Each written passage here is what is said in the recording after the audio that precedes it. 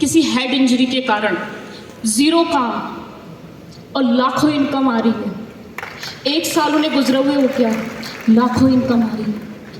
आज मैं आपके सामने उनके बच्चे को बुलाना चाहूँगी। सर्वप्रथम मैं डॉक्टर मोहित जी को बुलाना चाहूँगी। Welcome sir.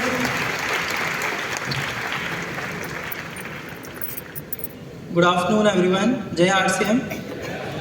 My name is Dr. Mohit Singh, son of Priyavrata Singh and Mrs. Seema Singh. और जय RCM.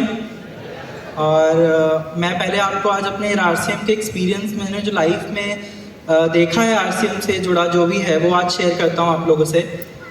ये बात है 2001 की, जब मेरे डैड प्रिंसिपल थे, तो उसी वक्त मेरी मम्मी ने भी हमारे कारण एक स्कूल की शुरुआत की थी। और उस स्कूल में जून का महीना था, बहुत गर्मी का महीना था। और जैसा बोलते हैं कि भगवान हर जगह नहीं हो सकते आपके लिए, लेकिन भगवान के रूप में मिस्टर BC छाबड़ा सर उस वक्त हमारे मम्मी के स्कूल में आए थे। और उन्होंने उस वक्त किट हुआ करती थी और सर्फ वगैरह ही प्रोडक्ट्स हुआ करते थे। वो प्रोडक्ट किट दे करके उन्होंने मेरे पापा को, मम्मा को प्लान बताना स्टार्ट कर दिया। और वो प्लान धीरे धीरे उन लोग समझने लगे। लेकिन उसी बीच मेरी मम्मा ने उस किट में से कपड़ा निकाल करके मिस्टर BC छाबड़ा सर को टोक दिया कि कपड़ा उतना पसंद नहीं आ रहा है मुझे। पर BC छाबड़ा सर की वो लाइन है कि आज हम स्टेज पे खड़े हैं।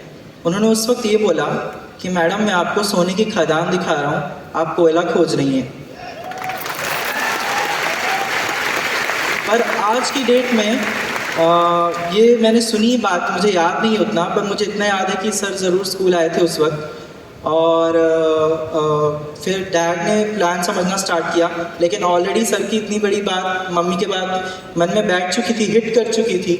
और उन्होंने उनको कन्विंस कर लिया कि प्रिंसिपल रहते हुए भी साथ साथ RCM को किया जा सकता है, क्योंकि इसमें इन्वेस्टमेंट की ज़रूरत नहीं है। और उनको तब ये बहुत अच्छे से पता था कि हमारे पास इन्वेस्टमेंट के लिए तब कुछ नहीं था। तो कहते हैं ना, there is nothing to lose. जब खोने के लिए कुछ है ही नहीं तो डर किस बात का।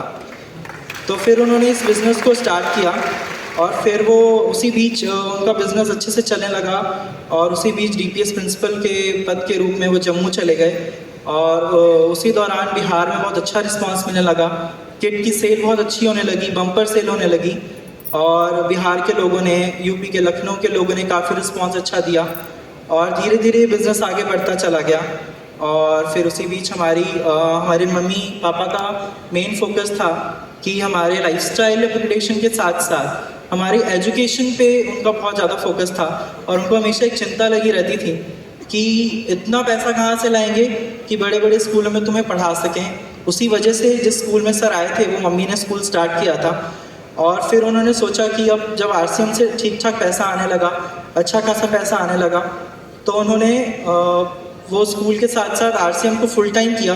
और DPS जब बिहार से अच्छा रिस्पांस आने लगा तो कम्प्लीटली उन्होंने अपनी जॉब को छोड़ दिया। और जॉब को छोड़ने के बाद फुल टाइम RCM में आ गए। और 7-8 साल के अंदर ही उन्होंने रूबी पिन अचीव कर लिया था। और धीरे धीरे हमारी लाइफ चेंज होती चली गई और हमें पता ही नहीं चला कब हमारा टाइम आ गया कॉलेज जाने का।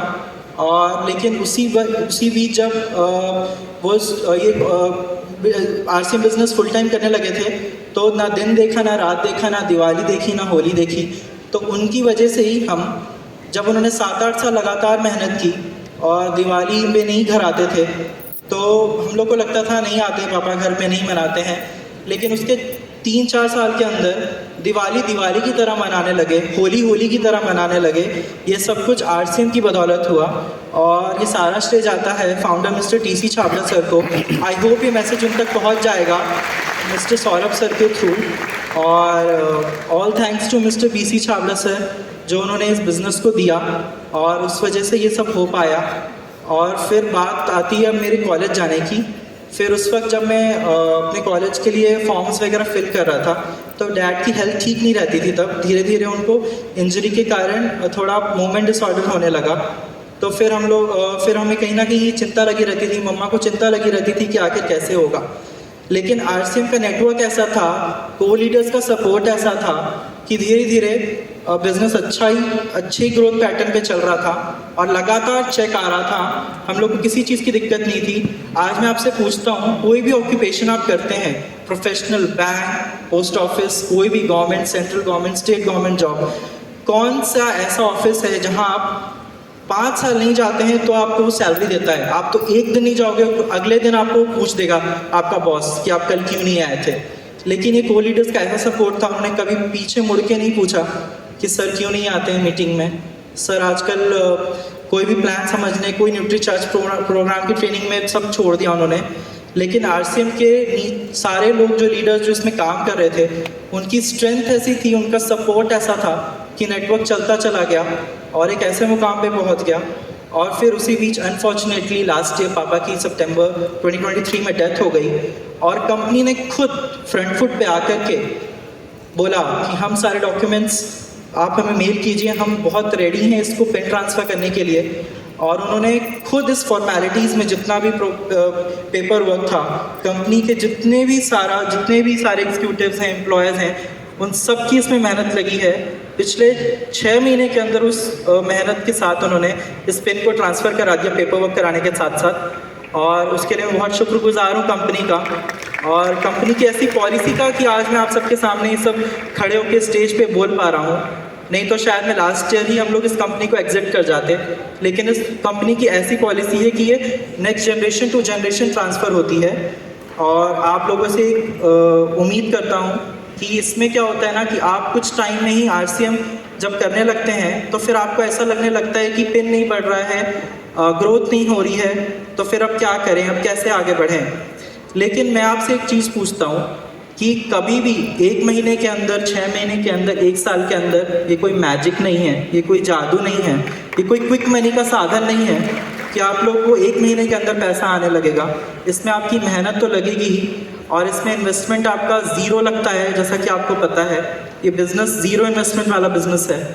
और लास्ट में एक चीज़ और बोलता हूँ, जब कभी लगे कि पिन अटक गया है, नहीं बढ़ रहा है, अब छोड़ देते हैं, इस बिज़नेस में कुछ नहीं बचा है, क्या ट्रेनिंग देंगे, कैसे समझाएंगे, तो एक बार अपनी नेक्स्ट जनरेशन के बारे में सोचिएगा और आप में वो ऊर्जा भर जाएगी और आप इस बिज़नेस को फिर से करने लगेंगे।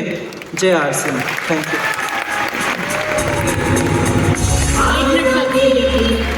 मैं 1 मिनट के लिए माइक देना चाहूँगी पीपी सर की सुपुत्री प्रतीक्षा जी को। For a minute please. Thank you. जय आरसीएम। जय आरसीएम। कैसे हैं सब? थोड़े ही लोग बता रहे हैं, अगर आप लोग अपने बारे में नहीं बताएंगे तो मैं अपने बारे में आपको कैसे बताऊंगी। कैसे हैं आप सब? अमेजिंग। मेरा नाम प्रतीक्षा सिंह है। नोएडा में ही रहती हूँ।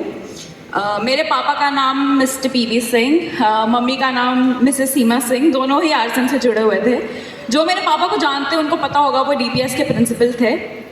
बहुत अच्छे एजुकेशन से थे, जहाँ गए हमेशा टॉप किया। डबल डिग्री थी उनके पास, डीपीएस के प्रिंसिपल बने ऑफ कोर्स। मेरी मम्मी का खुद का स्कूल था, वो भी पोस्ट ग्रेजुएट थी, उन्होंने खुद का स्कूल खोला, वो भी प्रिंसिपल थी। दोनों इतने एजुकेटेड थे। तो एक दिन मैं सोच रही थी कि ऐसा मतलब क्या आप लोग डीपीएस को पापा ने एक टाइम पे क्विट करके आरसीएम क्यों ज्वाइन किया, मुझे बस उसका रीज़न जानना था। तो मैं कभी समझ ही नहीं पाई, कभी पूछ भी नहीं पाई। तो उसके बाद क्या हुआ, एक दिन जैसे मेरे भाई ने बताया, बीसी अंकल आए मम्मी के पास और उन्होंने आरसीएम बताया।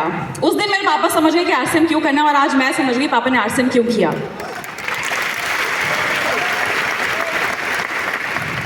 आज मैं सेकंड जनरेशन यहाँ आप सबके सामने खड़ी हूँ। मैं अपने पापा के नाम के मुंह से नाम सुनती थी, बीसी अंकल का, केसी अंकल का, ठारी अंकल का, अत्री अंकल का, महावीर अंकल का, इन सब का नाम सुनती थी। और आज आप लोग के सामने खड़े होकर बोलने का मौका मिल रहा है। मुझे लगता नहीं कि ऐसा कोई और कंपनी कभी भी किसी और को ये ऐसा मौका कभी दे सकता है।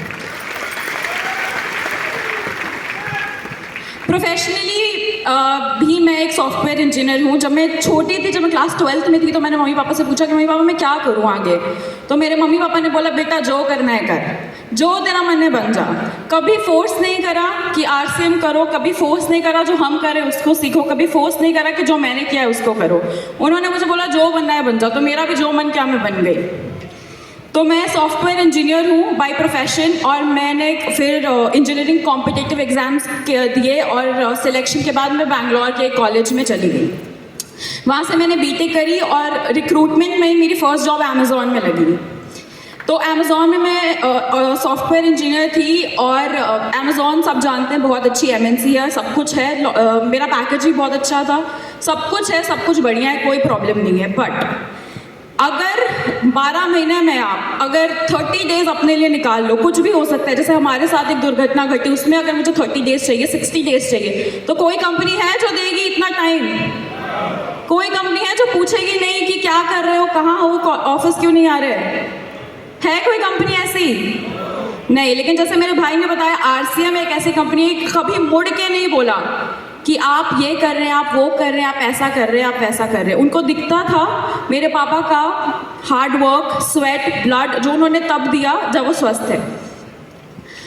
तो अगर अमेज़ॉन में आप 30 दिन ऑफ ले लो, तो 30 दिन छोड़ो 15 दिन ऑफ ले लो, तो आप जब पीछे मुड़ के देखोगे ना, आपके पीछे एचआर होगा, आपका खुद का मैनेजर होगा और पूरी कंपनी होगी, और आप कंपनी के बाहर हो गए।